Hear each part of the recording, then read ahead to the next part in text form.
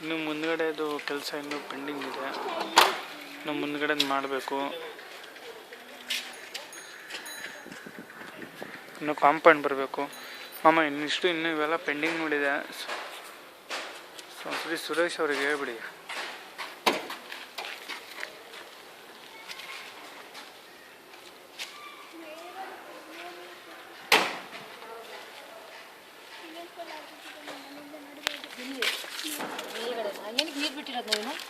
ಅಲ್ಲಿ water proofing ಮಾಡಿದ್ದಾರೆ.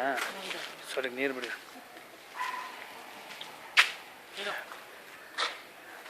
Swimming pool ಮಾಡ್ಬೋದಂತ. ಹಾಂ ಕರೆಕ್ಟ್.